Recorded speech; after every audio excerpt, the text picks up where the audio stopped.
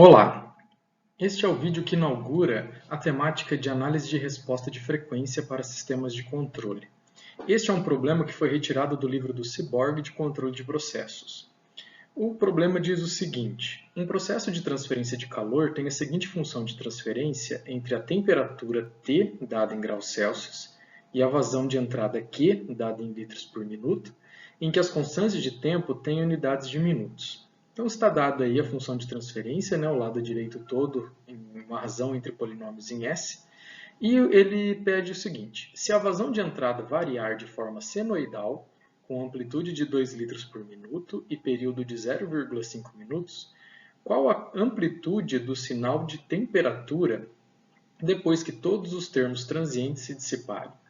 Então, este é um problema típico aí de resposta depois da emissão de um sinal senoidal, que dá toda a temática aí da análise de resposta de frequência.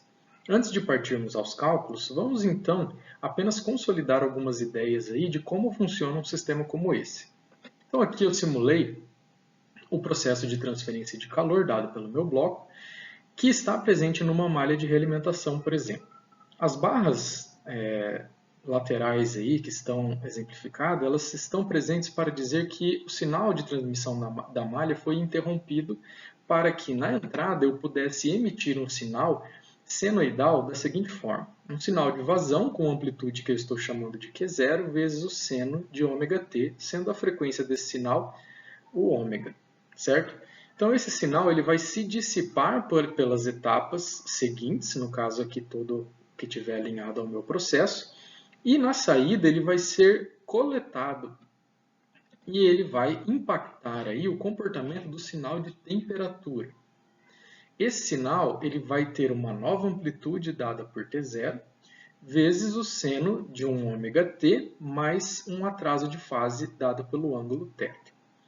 Veja que o ômega é igual, a frequência da onda de saída é idêntica à da entrada. Então esse parâmetro eles compartilham aí como sendo um parâmetro igual em ambos os casos. Mas há um atraso de fase resultante justamente do processo de dissipação por várias etapas.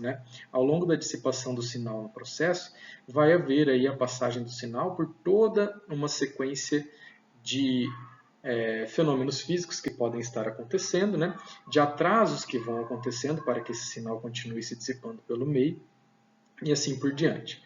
O problema não diz nada a respeito do cálculo do ângulo de fase θ, então por enquanto nós não vamos fazê-lo, deixaremos para vídeos futuros. Nós estamos interessados em calcular T0, que é a amplitude do sinal de saída. No contexto de análise de resposta de frequência, há um conceito muito importante chamado razão de amplitude, que relaciona a amplitude da onda de saída com a amplitude da onda de entrada. E é este conceito que nós vamos relembrar a partir de agora para começar os nossos cálculos. Vamos relembrar então o conceito de razão de amplitude. Nós temos no contexto de análise de resposta de frequência que a razão de amplitude é definida pela razão entre a amplitude do sinal de saída pela amplitude do sinal de entrada, que aqui nós já representamos pelas variáveis apresentadas no nosso esquema ilustrativo, T0 dividido por Q0. Nós já conhecemos Q0 do enunciado. Se nós conseguirmos calcular quem é a razão de amplitude RA, justamente sobra como incógnita T0, que é o valor desejado. Nós temos, pelas definições aí, isso você vai encontrar com mais propriedade em materiais teóricos, livros da disciplina de controle de processos, que a razão de amplitude ela nada mais é do que o argumento do número complexo da função g de s, quando você impõe a restrição de que a variável s de Laplace vale i ômega, sendo i a nossa unidade imaginária e ômega a frequência, que ambas as ondas compartilham como igual. Então, esta é dada pela razão de amplitude. Esta é a definição que nós podemos utilizar.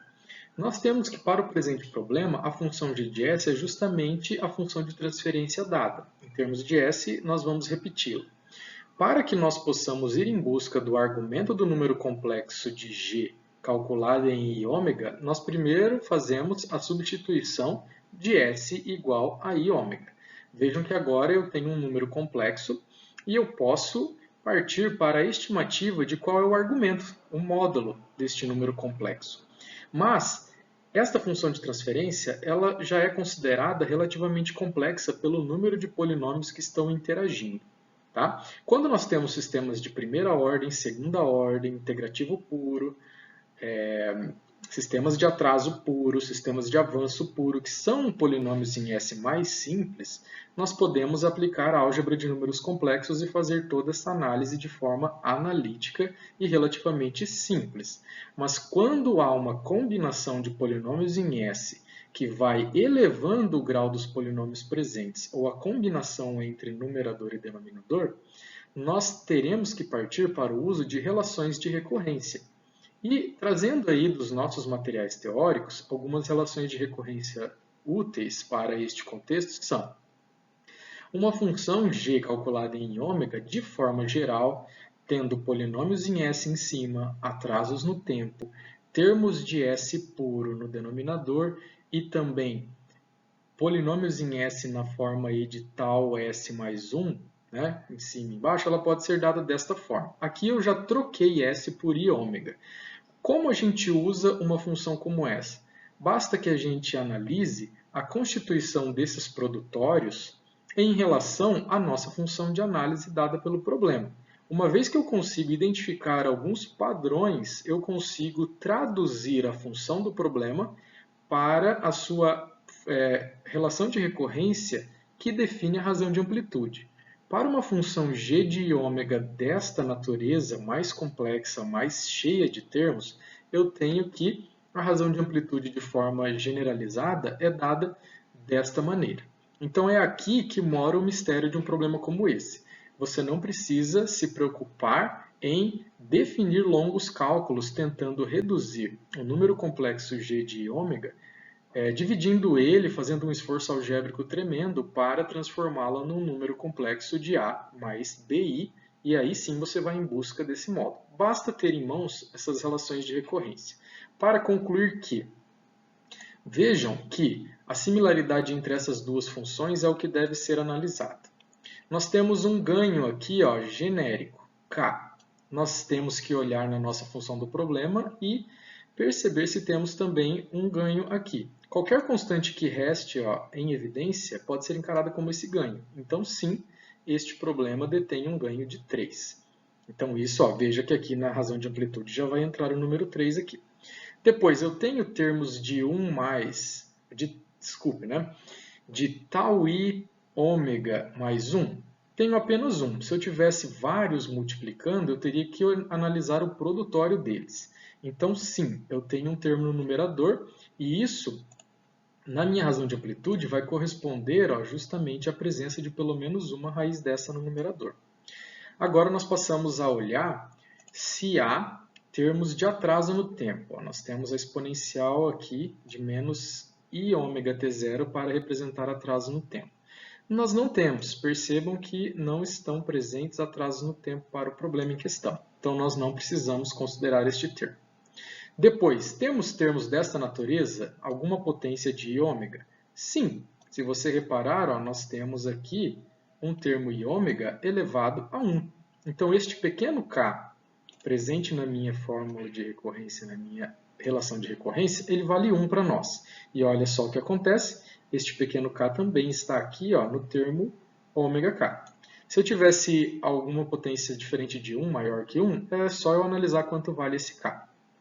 Depois, nós analisamos o último termo. Nós temos apenas um termo nessa forma no meu denominador. Então, isso quer dizer que eu vou ter uma raiz, pelo menos, para o caso do problema vai ser apenas uma, no meu denominador também. Então, veja, basta conflitar aí a sua relação de recorrência que você tem à disposição com a função do problema para determinar quais valores eu preciso e depois relacioná-los à sua fórmula de recorrência para a razão de amplitude. Logo, eu vou poder escrever uma equação em função da frequência para a razão de amplitude nesta forma. Veja que aqui eu tenho o meu ganho, que foi definido igual a 3, tenho o meu termo de raiz, e aqui eu tenho o menos ômega, que é o que está lá na minha função g de ômega. Aqui resta apenas ômega, porque a potência vale 1. 2 ômega é o que vai no denominador. Então, eu posso simplificar esta equação da seguinte forma. Basta agora que nós saibamos a frequência para incluir, porque é o único parâmetro que falta para eu descobrir qual é a razão de amplitude. No enunciado, não é dada a frequência, mas sim o período de 0,5 minutos para essa onda de entrada. Então, nós precisamos relembrar lá da física que período é 2π dividido pela frequência, o que nos dá uma frequência de 2π dividido pelo período. Então, trocando aí o valor do período, eu tenho que a frequência da minha onda de entrada é 4π radianos por minuto. Pela teoria, é possível chegar à conclusão, acompanhando as deduções matemáticas, que a saída vai ser um sinal com a mesma frequência da entrada. Então, esse parâmetro, se eu sei para a entrada, naturalmente eu sei para a saída. Portanto, trocando aí a minha frequência, nós temos que a razão de amplitude é dada por toda essa expressão, que eu aproveito para relembrar que ela também é dada pela simples razão entre T0 e Q0, as amplitudes da saída pela amplitude de entrada. Eu tenho este resultado numérico e agora basta eu isolar T0. Então, foi dado que o sinal de entrada tem amplitude 2. Então, fazendo esse produto, eu descubro que a amplitude da saída é o dobro da razão de amplitude, que dá para nós 0,2392 ou aproximadamente aí 0,24. Então vejam, pessoal, é um problema que eu preciso estabelecer e consolidar muito bem a teoria, mas é um problema que, se eu souber acionar as relações de recorrência de maneira fácil e cumprir a análise de maneira detalhada e com calma, é possível utilizar as ferramentas e descobrir aí tudo o que eu necessito. Então eu fico por aqui e até a próxima.